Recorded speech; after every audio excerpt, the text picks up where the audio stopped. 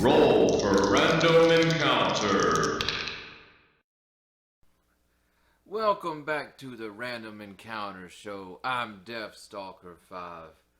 Go ahead and get you something to drink and maybe a soft pillow, 'cause it's time for storytelling with DeathStalker V. That's right, another long-winded video where I tell you about my gaming history and little stories from my life here and there.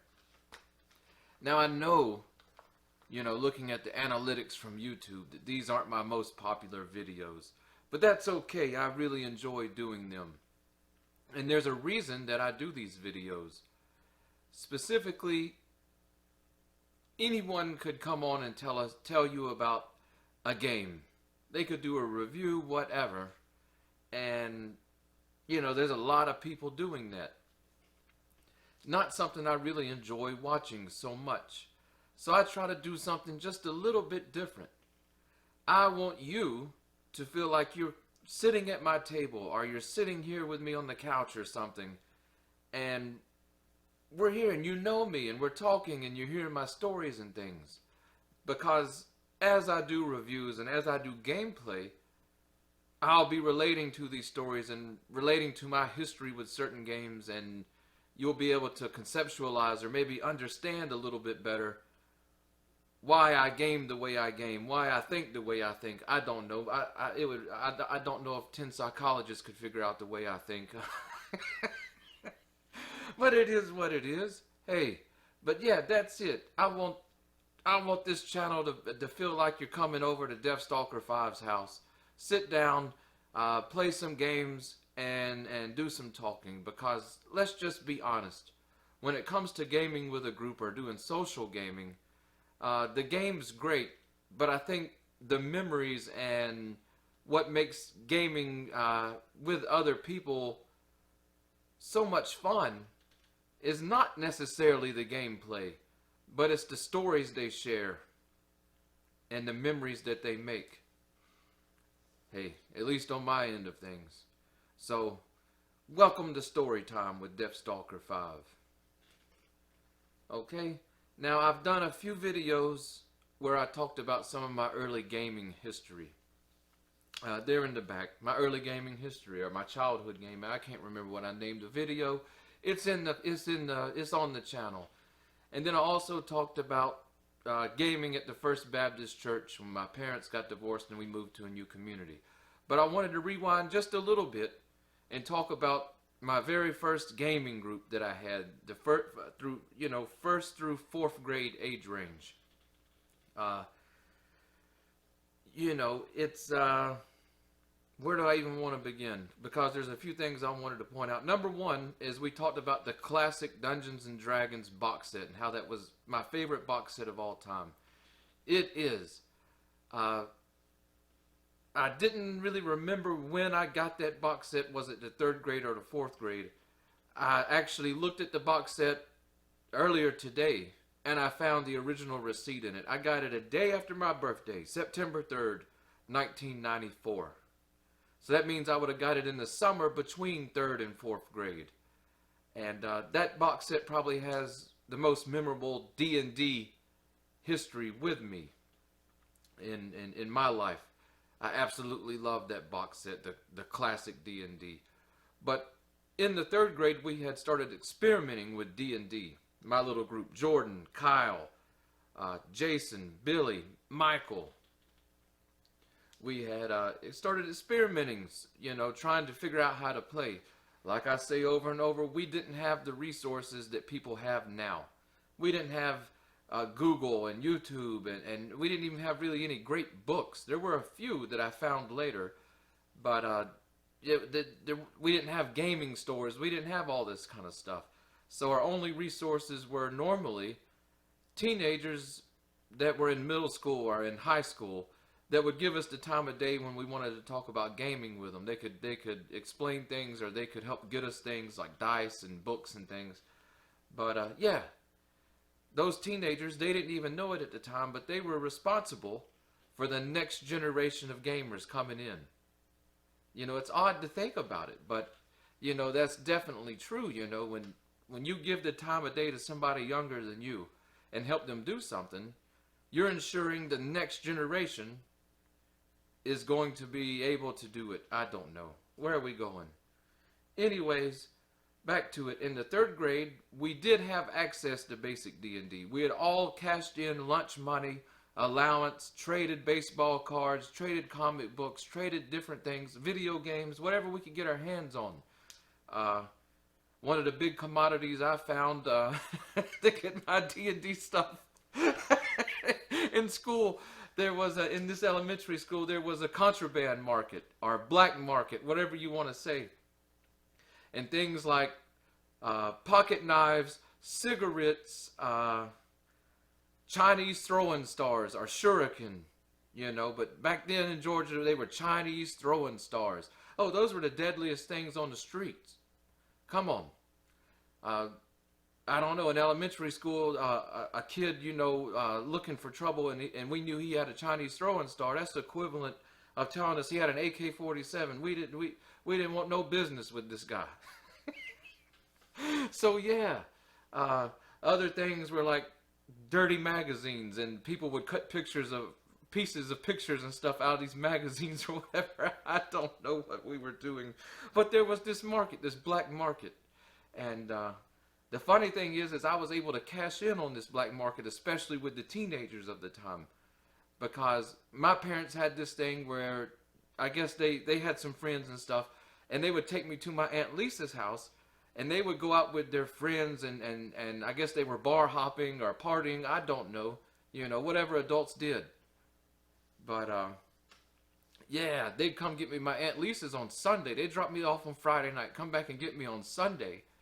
And it was almost guaranteed that whoever it is they'd been out drinking with, having fun, whatever, had probably left cigarettes and a lighter somewhere in the back seat of the car. And so I would gather up, you know, these discarded packs of cigarettes. Sometimes whole packs never been opened. I'd find lighters and things, and I'd go squirrel them away in an old tree stump in the woods I would play in as a kid, and yeah. That was better than cash money at school, you know. You know, and you know, it was whatever you're trying to get. How many cigarettes will it take? What are we doing? A prison? What are we in prison? How many honey buns and cigarettes will it take? But that's what we did. So I would trade that kind of stuff and video games and stuff to get more video games and also role-playing game materials and whatnot. And sometimes it took lunch money and allowance money or whatever, but you had a pack of cigarettes or you had cigarettes, the teenagers were willing to deal with you at that point. What a life. But yeah. So we acquired the AD&D books. Jordan's brothers, you know, these teenagers, they were in the 2nd edition. 2nd edition had came out. And it's just like any other time. Times have really changed, I guess, before I say that. Nowadays, as soon as an edition goes out of print, it's worth extravagant amounts of money. You know, it wasn't always that way. You know, back in the day, some old video games and in role-playing games and stuff on the table, those things, a new system, a new console would come out. The old consoles were you know, they basically had to give them away. To move them out of stores and things. It's the same with role-playing games and board games. Once a new edition came out, all the older stuff went to the clearance bins. And because I was always cheap and never had a whole lot of money to mess around with, but mostly from being cheap, that would be the games I targeted were older editions. But Jordan and them, we wanted to get into it, and they knew that we knew nothing about D&D other than we wanted to be involved with it.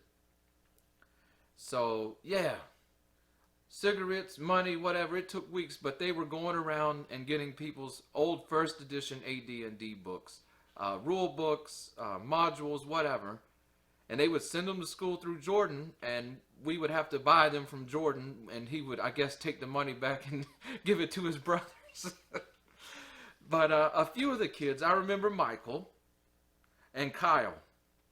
Kyle, I think that both of them had basic D&D box sets they came across while we were in 3rd grade. Kyle, I believe it was the Holmes edition of basic D&D, because it was the blue box. It was, I mean, primarily blue with the dragon on the front, if I remember correctly. I don't know. These memories, they pop in and out of my mind. I'm getting old. You know, the synapses don't fire as often as they should. But I'm pretty sure it was the Holmes edition that he had, box set. And Michael had the red box set with Larry Elmore's artwork on it. You know, you can't forget that one. So we messed around with them, and Basic became sort of our de facto thing, because Advanced Dungeons and Dragons was a little bit over our heads, and I think it was harder for us to understand and harder for people to understand now, because I've seen recently some videos of, I found the lost key of Advanced Dungeons and Dragons. It was written, and you can tell it was supposed to be a shared world, like an MMORPG before its time. You know, I saw some big YouTuber talking this. That's complete rubbish. Okay? The problem that we had, and what people run into today, is they have to understand what Advanced Dungeons and Dragons was meant to be. Gary Gygax and crew had designed Advanced Dungeons and Dragons to be a tournament-style D&D system. That means that you go to a convention and you use standardized by the book rules, and you would run through adventures, and they would judge your party or your characters or whatever it was when you ran through these tournament adventures. And there were several of the tournament adventures published. I think Tomb of Horrors was probably the most famous, you know. But that's the reason it's somewhat hard to understand, is you have to realize this was written for a tournament convention style play of Dungeons and Dragons. Which does not mean you have to play it that way, or even consider the rules that way. But reading the books, it helps to understand that, and I think it'll make more sense to most people. But we didn't know that, you know. But we messed around with AD&D, but we were told by the older kids, you know, that we wanted basic D&D. That was the introductory. That was for the kids. That AD&D was for adults. So, yeah. We had the red box, and we had the Holmes box, as best I can remember. And that summer, in between, I would get the classic D&D, and we would use that extensively in the 4th grade. Another funny memory I have was that we had to, out of our group, we had to decide who was going to be the dungeon master. And to us, this had to be the most important person in the group. Everybody wanted to be the dungeon master. It was like, I want to be in charge. I want to be the dungeon master. Little did we know, you know, that's probably the least coveted position at the table. But we didn't know. You know, this was, we're voting on this. We had to vote on it. I never remember us as a group deciding we needed to vote on another issue whatsoever. But we had to vote on this. And the group, you know, everybody wanted to be the DM or the dungeon master. But finally we decided we needed like 2 or 3 people, because we were a crew. There was at least 6 or 7 of us in this crew. And I remember it came down to Michael and Jordan. And I believe Jordan won. Jordan won, but I believe he won because his parents pretty much kept him close, either bald-headed or close to bald-headed at most times with his haircut. And because Dungeon Master from the Saturday Morning Dungeons and Dragons cartoon was mostly bald, I believe that's probably the reason most of us voted for Jordan. Because that was our only concept of what a Dungeon Master was from the cartoon. You didn't grow up to see the Saturday morning cartoon Dungeons and Dragons show? I'm sorry. Go check it out. It's not spectacular, but it was cool back in the day. Along with He-Man and my personal favorite, the Smurfs and Gumby. Come on. I didn't even like TV, but I was there to watch those shows. Please. But yeah. We voted Jordan in. and Jordan was the dungeon master. And Jordan's, you know, 8-year-old head inflated larger than his body. He was the dungeon master whether we were playing Dungeons and Dragons or not.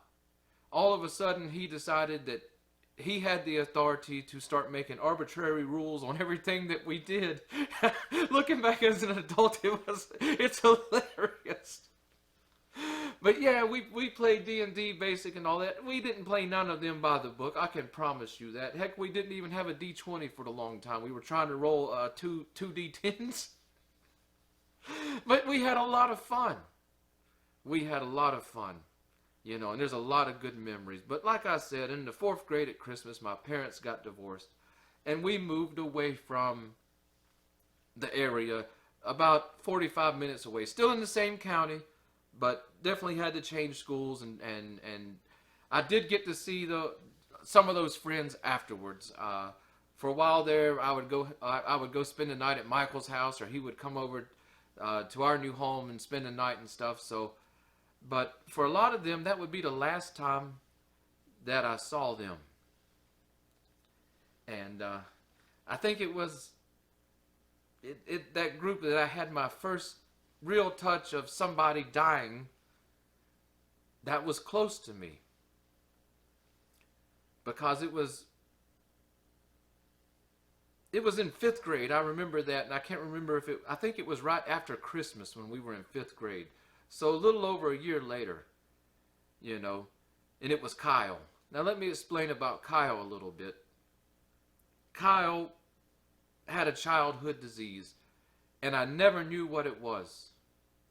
I'm going to guess he had childhood cancer or something, but Kyle was always very pale.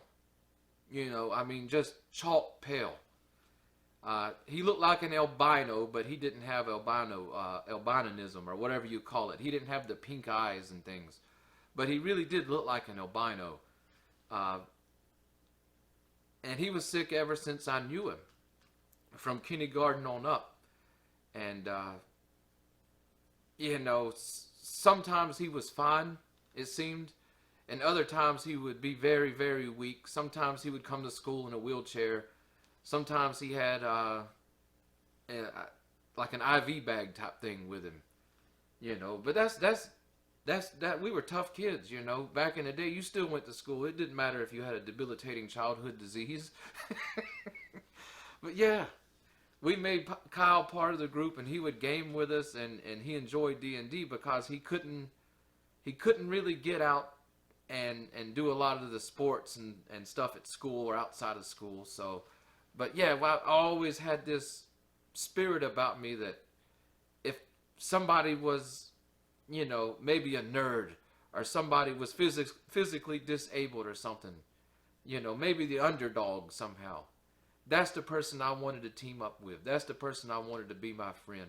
Because I think early on I realized the popularity contest in school and as a kid and stuff, these people were completely fake. You know, these people, as soon as it came down to something, whether they were going to be liked or unliked or whatever, and we see it a lot nowadays. The adults are still doing it. It's gross. It's pathetic. You know, but yeah, they wouldn't be true friends. They would only do something with you when it benefited what they felt was themselves. But the other kids who weren't popular, the other kids who didn't care about that kind of stuff, you know, those were people you can make friends with, and they would stick with you through thick and thin. So those were my people. But Kyle, yeah, he was sick. And I remember it just like the day after yesterday, you know, the day it happened. Because I came home from school, and my grandfather, he read the paper every single day. You know, and he had saved this newspaper, and when I came in from school, he asked me, "Hey, do you know this kid? He went to your old school." And I went over there and looked, and it was a picture of Kyle in the paper, and it was an obituary for Kyle. You know, whatever he had caught up with him. And it was very upsetting as a kid.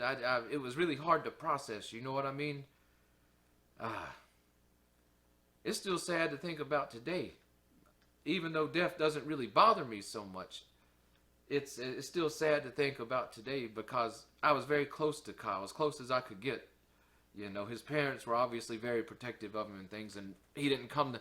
Every once in a while, we could get him out, you know, after school, maybe a birthday party or something. But you know, it's just how life is. But yeah, that was pretty hard hitting. I don't know if it would have been better if they'd have said, "Hey, did you?" Instead of just seeing his picture and realizing that he was passed away. I don't know, but you know, Kyle, I know you're up there, and thank you for some great memories.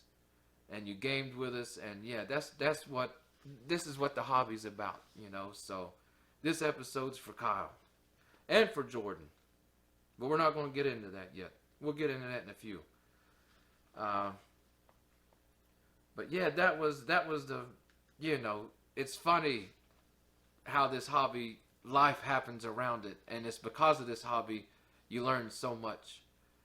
But anyways, going to the new school, it was around that time, as well as I was doing the First Baptist Church Advanced Dungeons and Dragons group with the Orthodox Jewish minister. You know, he wasn't, not minister, he was a youth minister, technically, I guess. He wasn't really officially associated with the church. He was volunteering for the youth group at the church because he was working for the government in child protection services or something with children. Who knows, you know. But a really great guy named David, you know. I still talk to him to this day. And he ended up moving back to Pennsylvania. So that only lasted for like a year. Maybe a year. I'm not even sure if it lasted a whole year. And from there, I started going back through my stuff because I really wanted to game, but I had nobody to game with. I had video games. I had a Super Nintendo and some other older consoles, and because I never bothered trying to get the newest and best of things. I just love what I had. I would rather go with $100 and buy, you know, 50 Super Nintendo games than to take $200 and get a new PlayStation with a sample game in it. You know, that's just the way I always thought as a kid. And it's I had a lot of fun with that, you know. But, yeah. I don't know, talking about Kyle. I should have talked about Kyle, you know. It's part of my gaming history. You know, but I don't want to bring the show down. I don't want to, it's just the memories, you know. They flood back sometimes, those synapses fire.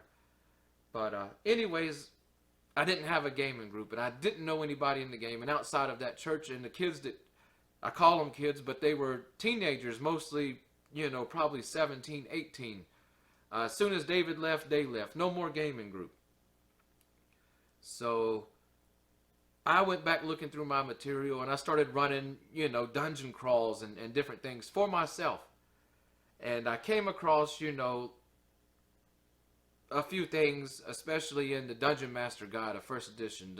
Like I said before, the most important role-playing game book ever made, ever published, please. You know, but there was rules in the back. But we'll get into all that later. We'll talk about solo gaming later. Fast forward a couple years when I'm in probably 6th or 7th grade. I made friends with a kid that was 1 grade above me, and his name was Eddie. He lived a few miles from my home. He was a Hispanic kid, and he had true to life dwarfism. If I'm not talking about, I don't know the politically correct term, but he was not a midget per se, or what we would call a midget. You know, I really don't know the right term for them, for midgets. I don't know. I've personally never had a midget in my life. I don't know, but you know, the midgets I'm talking about. They normally have shorter arms and maybe a barrel chest, or whatever. Lovely people. I'm sure. You know, hey, I love everybody. Not that you could ever tell it, because I'm a hermit that lives out in the woods. But truly, I love everybody. I think people's differences make them more colorful. You know, make the world more interesting to me. But he had true to life dwarfism. He was completely proportionate, you know, but he was about 4'2", and he never really grew. But I made friends with him because he still played the Super Nintendo. And we would swap games back and forth. We'd call each other on the phone if we got stuck somewhere, whatever. He quickly became my best friend. And I looked out for him as best I could as well, because we went to, outside of elementary school, there was big gateway like hub schools where all the elementary schools in the south side of the county, they went here in the city. And they were rough schools. Holy moly, they were rough schools. You know, I worked in the prison system, and the prisons were nowhere near as bad as these schools.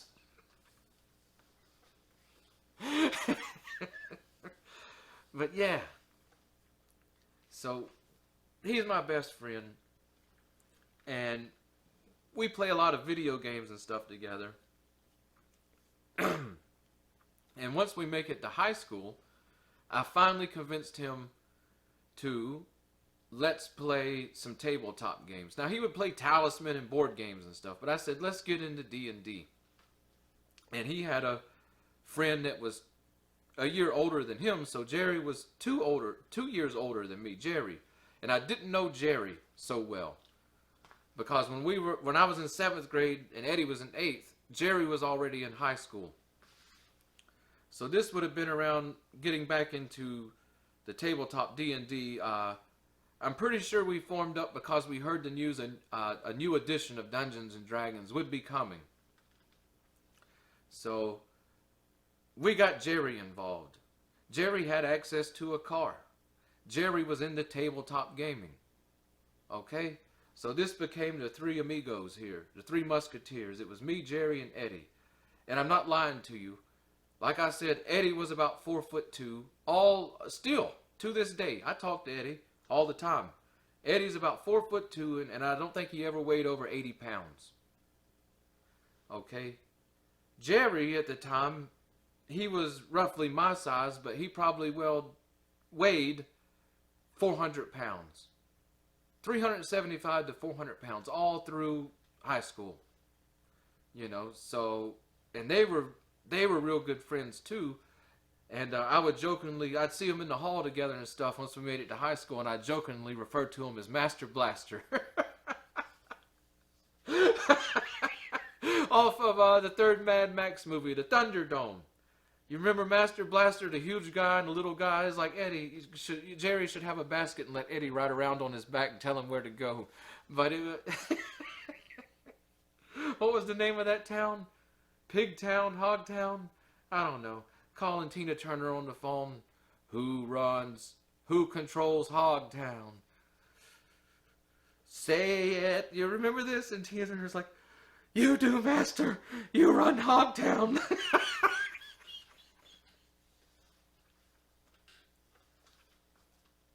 I don't know, guys. It was an inside joke between us.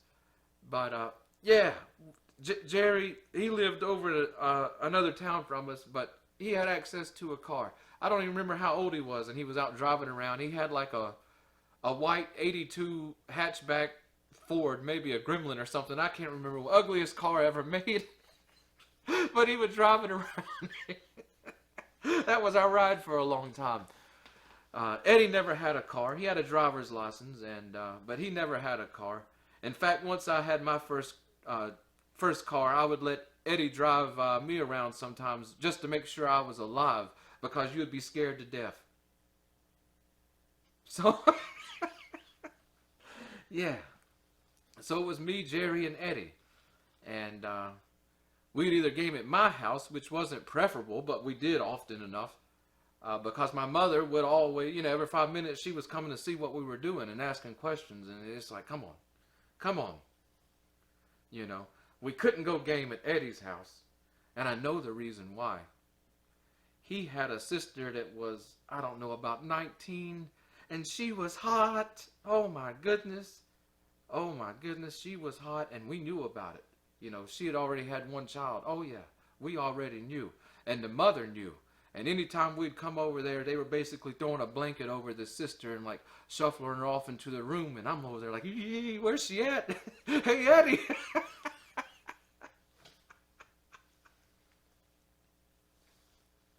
They said, yeah, Eddie's mother knew and his grandmother knew. They hid her away when the guys were over, but we weren't going to stay there. You know, his mother already knew the score. So off we went. We were picking up Eddie. But yeah, so oftentimes we were at my home, and sometimes we'd go over to Jerry's house. Anyways, we played a lot of the classic D&D. Again, I have a lot of memories with this box set. If this box set could talk, oh my God, how many years in prison? Huh? What? I don't know. But yeah, basic D&D. Messed around with first edition, and like I said, Jerry had experienced tabletop playing with games. So he sort of knew what was going on. We had to teach Eddie. And guys, you wouldn't believe me. You're not going to believe this, but do you know the character that Eddie played? You know, his number one character. Anytime we did a role-playing game, this was Eddie. He played a dwarf. I'm not kidding. He loved playing a dwarf. And especially in basic, he had this dwarf. And for whatever reason, he had this helmet built for the dwarf with the bull horns coming out like a Viking helmet or something. And his main line of attack was headbutting enemies. You have no idea how much we laughed at Eddie and this dwarf. Headbutting goblins and stuff.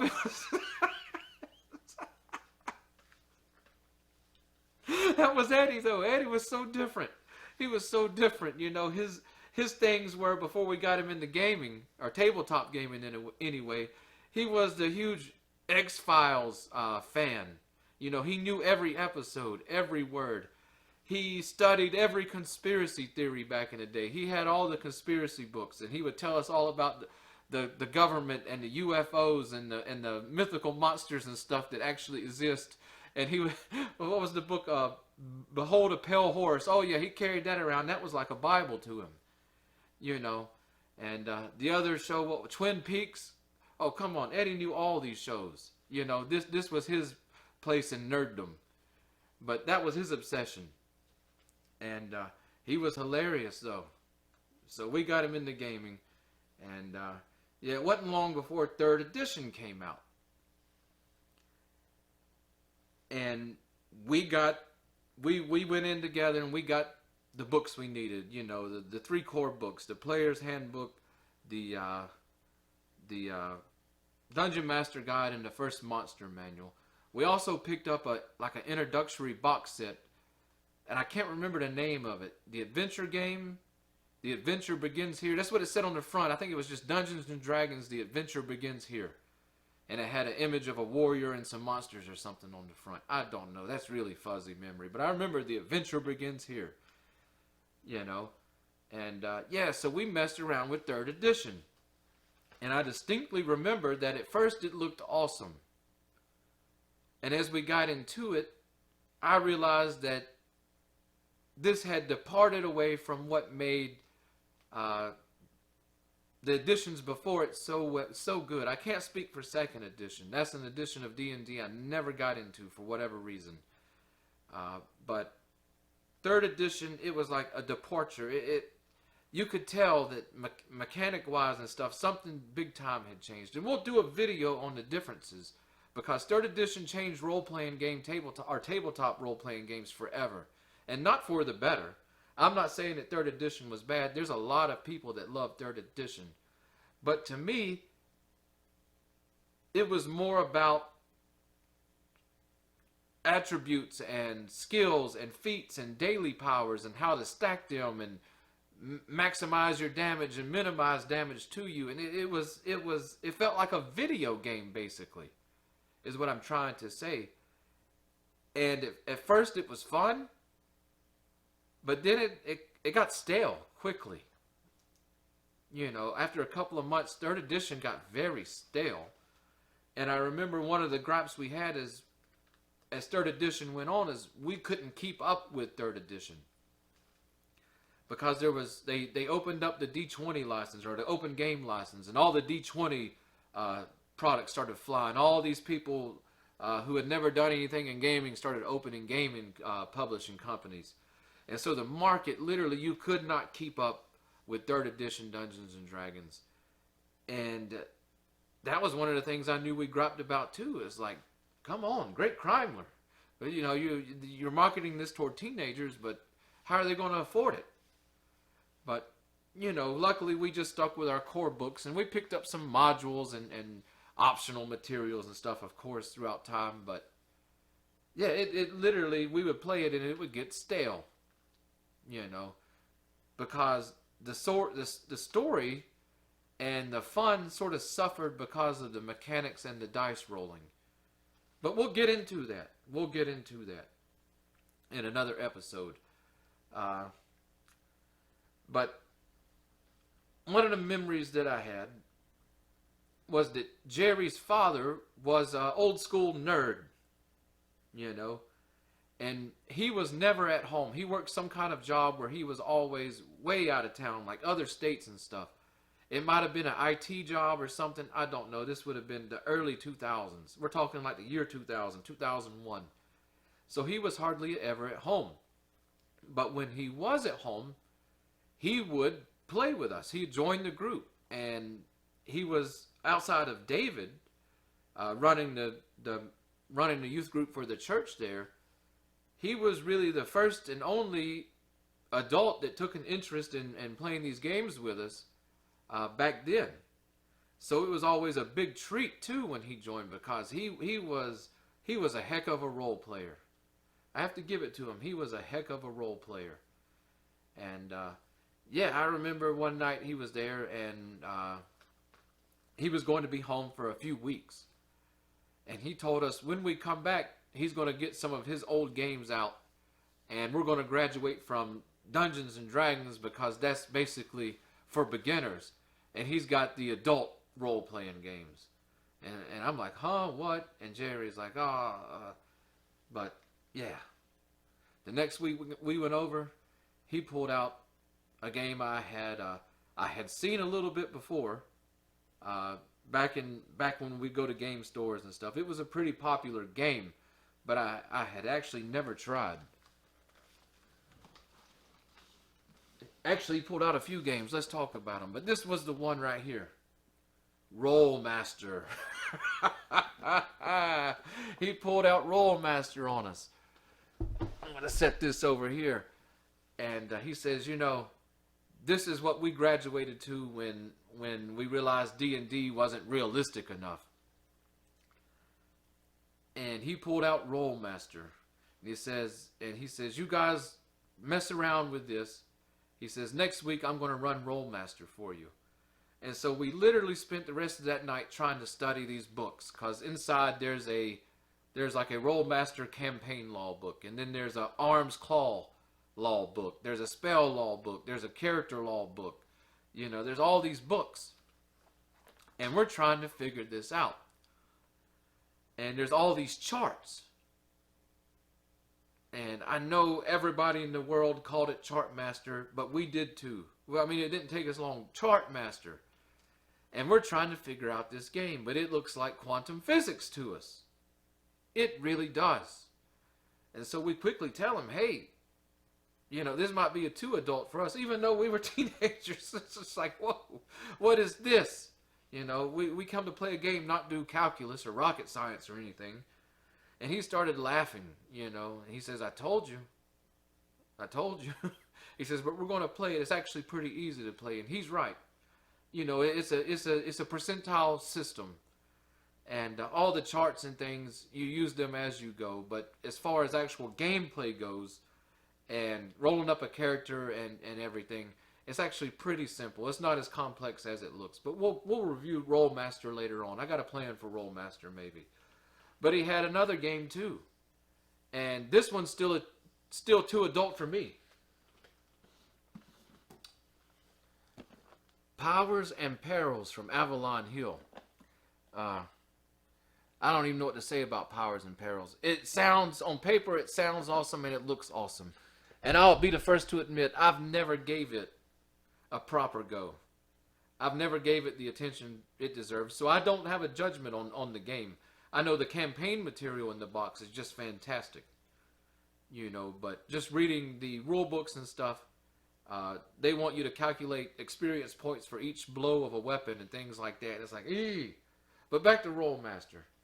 He sat down and explained it to us. So once we had a better understanding of the overall mechanics of the system, and that the charts were used in combat and maneuvers and things only, there's a lot of charts. And when I say only, that's not true. There's a lot of charts for everything. But that's primarily when you're going to use them, is when you're trying to do a skill that may not be an automatic success, or casting a spell, or doing combat. And so we're studying this, rolling up characters, and he gets us started that night. I think he had something else to do, but he saw us actually taking an interest in this Rolemaster and decided to stay behind. And these were games he played when he was in college in the 80s. But yeah, we came back that next weekend, and he tried to he ran Rolemaster for us, you know, a campaign. And while I can say it was surprising, it was actually surprisingly pretty good. It was very, very slow to play compared to Dungeons and Dragons and other role-playing games I had become familiar with at the time.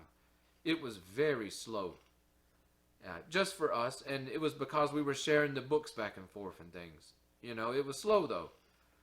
But yeah.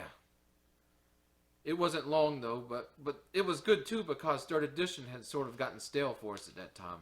And Jerry would bring Rolemaster over sometimes, and we quickly developed. I don't know. It's I used to collect. I used to go to the flea markets and things, and I would find old Dragon magazines and role-playing game magazines and tabletop game, White Dwarves and stuff, old issues, and I'd buy them up. They'd want like a quarter. They'd want maybe $1 or something. Cheap. You know, nobody wanted these things. They were old.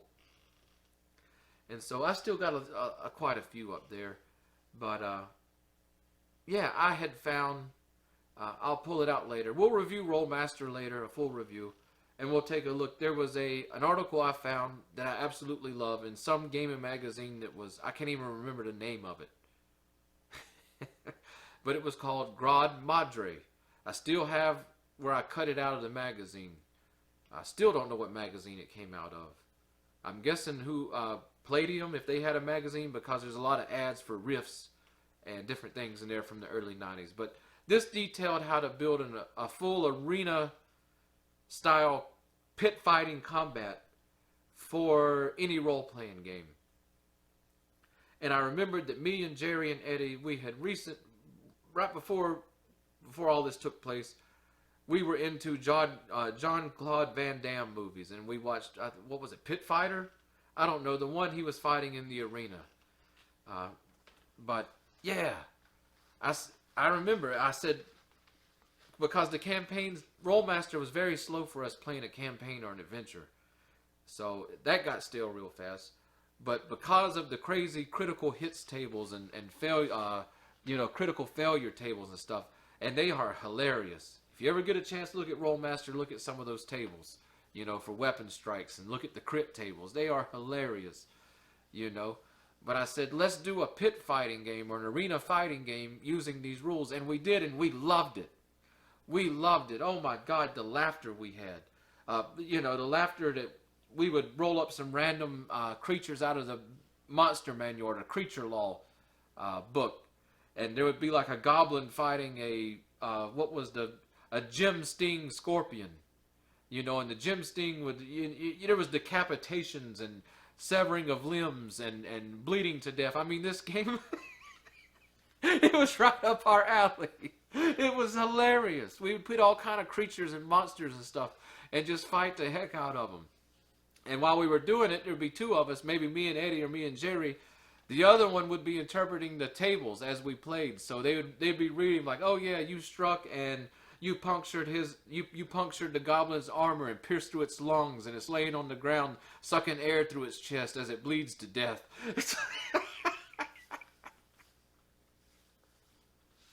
Yeah, Rolemaster. Come on. We'll get into Rolemaster. Great game. Fantastic game. In fact, Jerry's father was right. It's a much more realistic game than Dungeons and Dragons is fast because it's abstract. And I'll say one thing about games like Rolemaster and Powers and Perils. They were true gatekeepers back in the day. You wanted only hardcore gamers to come to your table, didn't want to deal with the D&D casual players and stuff. Tell them you're playing Rolemaster. No, they won't come. It's the ultimate gatekeeper. Go to any convention and sit down at a table with Rolemaster and see how many people sit down with you. It's the original gatekeeper. I can't even imagine how Powers and Perils is. We'll take a look at that. I think I'll take a good attempt to play Powers and Perils sometime with you guys here on the Random Encounter Show. But yeah, we had a lot of fun, with that group. And there was another group at our high school of older kids. They might have been seniors at the time when I was in 9th grade, maybe 10th grade. But they got into 3rd edition and they were like another group. And we went and we tried to hang out with them and do 3rd edition. But it just, these guys, mostly because there was a guy named Phil there. So they ended up becoming like a rival gaming group to us in high school. And oh, Phil the pedophile, that's what we called him. I'll tell you about Phil. He's a weird dude. Don't know whatever happened to him. Don't care. Phil was one of those people who stayed in the 12th grade for, like 5 years. He was in the 12th grade for as long as I can remember him being at school. And he rode the bus. He didn't have a car. This was a loser from Loserville in high school. It was Phil, the pedophile. And he was always a bully. Always a bully. And when we had to ride the bus there, he was always messing with somebody. But his other game was he would go and sit and try to flirt with girls that were maybe in middle school or freshmen in high school. And it was weird. What do we call him? He's a pedophile. He's a freak. And, yeah. I remember one day when Eddie gave Phil everything he deserved. He gave it to Phil. I don't know. Should I tell this story? I don't know. Should I tell this story? Let's tell the story. On the school bus, I don't know what really happened in the beginning of this story. But I was sitting somewhere and Eddie was sitting in the back for whatever reason. Normally we sit together and we listen to CDs and stuff on the way home. But it was in the back. And I've always had this intuitive sense when there's a fight about to break out. Maybe it's the speech patterns of people that are being pushed to the fight or flight response, the adrenaline dump, the testosterone. I don't know, but when I can hear when somebody's about to fight. And I'm sitting at the bus and I hear Phil and my senses go off and I'm like, uh-oh, So I turn around and Phil's standing over Eddie. I don't know what he was saying, but he was yelling and he was having his hands like this. And Eddie was sitting in front of him. And so I'm already coming down the bus aisle. Look, I got kicked out of high school so many times for fighting that I can't even remember how many times. Not that it was a good thing, but that was just, it is what it is. That's just how it was. I love fighting back in the day. I'm too old for all that now. Don't care nothing about it and regret most of it. For any younger viewers listening, I'm not telling this to be cool or anything. I'm just telling you some stuff I've seen and experienced in life. That's all. So don't take it the wrong way. Don't get it twisted. Don't be like DeathStalker V. Save yourself a whole lot of heartache in life. Don't be like DeathStalker V.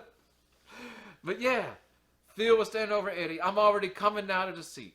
Ain't nobody messing with Eddie. Period. Nobody. Phil standing over him. And I see Phil about to reach down. And Eddie's sitting in the seat. I'm sure you're getting a view of this huge bald spot I have growing in the back of my head. Thank you. Oh, thank you for the bald spot growing in the back of my head.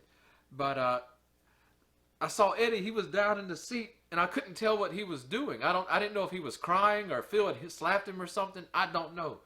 So as I'm making my way down the aisle of the school bus, all of a sudden Eddie looks straight up into the air, right at Phil's face. Phil's standing over him, and this red mist comes out of Eddie's mouth, and it coats Phil's face.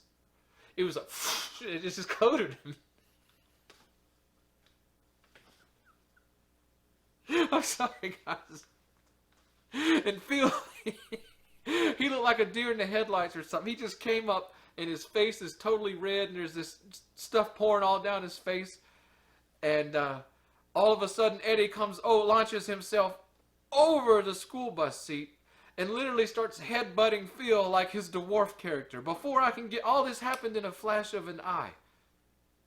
It was unbelievable. Eddie gave it to Phil.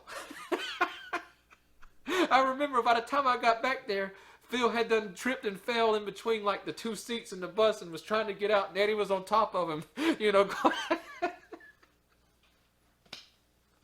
Of course, I pulled Eddie off, and I got a few licks in too. Why not? Why not? We had our bus driver at the time. I can't remember her name, but she had to come from Atlanta or something, like the inner city. But some days there was a fight. There was like a fight on the bus, 2 or 3 a day probably. We had the wildest school bus you could imagine when I was around a freshman in high school or so.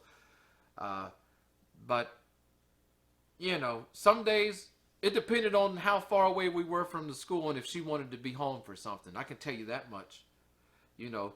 But her normal routine for the fight on the bus is she would pull over on the side of the road, stop the bus, get up and watch the fight, sometimes cheer it on, you know, and then she made a decision. Some days she would go back to the school and report it. Some days she wouldn't. And this was a day that she didn't. I don't know, probably because it was Eddie. Probably because it was Eddie. Eddie didn't give no trouble to nobody. I did, but Eddie didn't. Eddie was always quiet and stuck to himself. But yeah, I got a few licks in, and we gave it to Phil. And yeah, the red stuff that was sprayed all over Phil's face, Eddie had in his pocket. I'm sure he picked it up from some of the books. We read martial art books, especially anything with ninjas, ninjutsu, Bujinkan ninjutsu. I trained in martial arts at the time. I trained martial arts until I was 22. Eddie would train with me sometimes, but he read the books, and anything dealing with ninjutsu, he was all into. You know, he would make the blinding powders and different things from recipes in the books. But anyways, he was carrying around these packets of hot sauce, like little plastic, you know, rip open packs like you would get from a gas station or a restaurant or something. And while Phil was talking, sitting above him, threatening him and talking all that mess, he had emptied a few of these into his mouth and sprayed them into Phil's face, so it was like a homemade mace or pepper spray or something. And it had went into Phil's face, and it was burning him his eyes.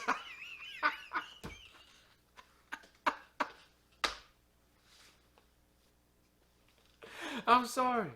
I know I shouldn't tell these stories here, but yeah, needless to say, Phil didn't mess around on the school bus no more with Eddie.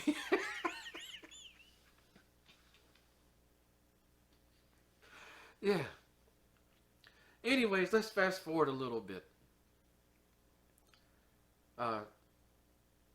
We can talk about this, not to bring the spirit back down, but I think it's something important. When I had left the town and my parents got divorced, and we're in high school now. Right after we had moved, when I was still in elementary school, I stayed in contact with Jordan via the telephone. And this lasted for several months. And we were planning to come see each other, do things, whatever. It never happened. And all of a sudden, the telephone number I had no longer worked. And I lost complete contact with Jordan. And, yeah, I sort of resigned that I would never see Jordan again. And then one day, I believe I was in 10th grade, right before I got permanently kicked out of public schools, at least for a year. Yeah, like I said, don't do the things DeathStalker's done, you know, for fighting. Okay, but I remember in the hallway, it was the first time in my whole life I had ever seen this. And it just stopped me dead in my tracks. There was a new kid in the hallway at school, and he was a short African American kid. And he had real long hair, and he was gothic. He was dressed gothic. He had like a black trench coat on, the black eyeshadow and black lipstick on and stuff. And like I said, there was some semi-gothic kind of kids at school. I guess I might have been one of them. You know, I don't know. They called us freaks, not goths. But this kid was gothic. You know, and in my eyes, I'm like, holy smokes. It was like the first time seeing, since the early 90s, a real true goth. But the first time ever seeing an African-American goth. And he stuck out like a sore thumb. So naturally, I'm on my way over there. I was curious. I'm curious about things. So I start talking to this kid. And he sort of mumbles. It's the gothic thing. You know, you guys remember goths from the 80s and 90s and stuff. You know what I'm talking about. You know. But he was cool, and we got to talking. And I finally asked him what his name was, and you wouldn't believe who it was. It was Jordan Moore. It was Jordan. And I was just blown away, flabbergasted. You know, the kid I remember in 1st through 4th grade, you know, whose parents shaved his head and he wore the round gold rim glasses and suspenders, and he looked like an old man walking around in elementary school. This was Jordan. And we only had a brief conversation. I found out that his parents got divorced right after mine, and his mother had packed him up, and they had went and moved to Atlanta. And he had no way of contacting me. He had lost my number or whatever in the move. And yet, for whatever reason, they had moved back to the area, and he was going to go to the school. I was over the moon happy. Jordan's back. And yeah, I remember that I told him I would get up with him tomorrow. We'd get together. We'd do things. The bell had rung. I'm trying to get to the room. He didn't have any classes with me that day. I was looking forward to maybe he was in one of my classes, but he didn't. And I don't know what happened. But I came back to school, you know, all excited. And Jordan wasn't there. And he wasn't there the next day, or the next day, or any other day. So for whatever reason, he had stopped. He was at the school for a day, and maybe his mother changed her mind. Maybe something had happened. And that was the last time I saw Jordan. So, but with Jordan, we'll get back to the story of the 3rd edition group here in a minute. With Jordan, later on in life, I did look for Jordan as an adult. I looked for him across social media platforms. I contacted people that we both knew Jordan, maybe in elementary school, maybe later on. I tried to find Jordan. And eventually I did find Jordan. He died in 2013. Don't know how, don't know from what, but I found his obituary. So, or I'm 99% sure it's his obituary. I have no way of actually confirming it. But yeah. So here's the Jordan, you know, for all the great memories. Kyle and Jordan, my first gaming group. Life's crazy, guys. You know, as you get older, life starts taking away. I heard this quote one time from a movie or a Western book or something. And it was on the lines that there was this guy, and he said, you know, when you're born, the world makes sure you have everyone that you'll need as a kid. You know. And as you get older, the world starts taking all those people away from you. So the greatest option that you have in this world is to become someone that somebody needs. I don't know why that quote always stuck with me, but it's ringing so true as the years goes by. You know, that I've lost a heck of a lot of people. Family, friends, acquaintances, co-workers, you name it. Teachers, you know. it's definitely true. You know, the people in your life, they come in and out of your life. But at some point, there'll be a time where they can't even do that. So you've got loved ones, you've got friends, you've got people that mean something to you. Let them know. Spend some time with them. And not on the internet, not on Facebook. Spend some time with them. Tell them, remind them of stories and memories that you have. You know, that's what life's really about. That's some sage advice from DeathStalker V. It's some sage advice. But yeah, back to the third edition group. We continued role playing and stuff. We continued playing basic a heck of a lot more by the end of our group than we did third edition. I think we just given up on third edition. It just got stale. We continued playing Rolemaster off and on with our arena combat and different things, and we had moved over into some other role-playing games and board games and stuff as well. But Jerry had always been a Magic the Gathering player. It's a card game, a trading card game. Everybody's going to know what that is. Come on, DeathStalker. But he was deep into that. And Eddie eventually got deep into it. And they tried to get me into it, but it never appealed to me. No card game really appeals to me. I enjoy classic cards, you know. Not 52 pickup. That's my least favorite game. But I enjoy a lot of classic cards. But the trading card game scene and the adventure card games and stuff, those never had an appeal to me. I don't know why. I think it's mostly because they lack good story lines. They lack good storytelling elements. I noticed my trends in gaming that with board games and role-playing games and different things, hobby games, I'm attracted to the ones that have a potential for storytelling.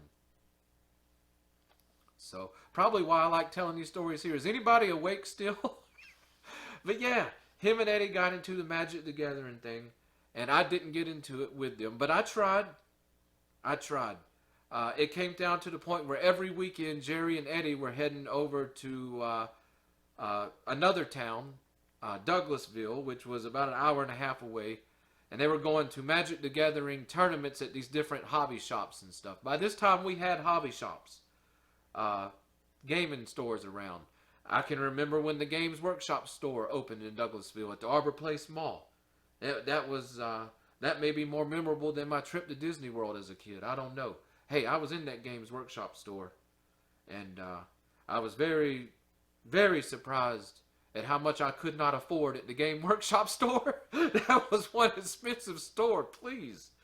And the people always tried to be helpful, but they really couldn't explain anything to somebody that was new to their scene. And I had Game Workshop games in the past, mostly hobby games.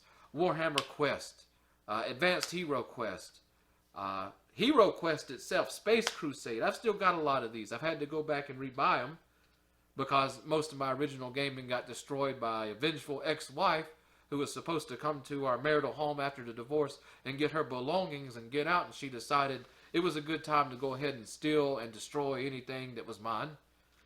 Okay, I've been slowly rebuilding this collection over the years. Hey, it is what it is. But, yeah, couldn't afford the Games Workshop stuff. Not a lot of it anyways. But I love going to the store and looking. You know? And meeting gamers and stuff. No, that was my thing. But the card games, no. But I went to a few of these tournaments. And it was just the most absolutely boring thing I'd ever been to. And probably one of the worst smelling things that I've ever been to. I'm not saying everybody's guilty of it. I don't know. But I can tell you that anytime I've been to a game store, or a hobby store, or a comic book store or something, and for whatever reason they had a tournament or whatever going on, and there was a whole lot of Magic the Gathering card players gathered in one area, the body odor is overwhelming. Oh, trust me, I can't stand body odor. It's probably just me. I don't know. But, you know, my sense of smell, harsh odors just repel me.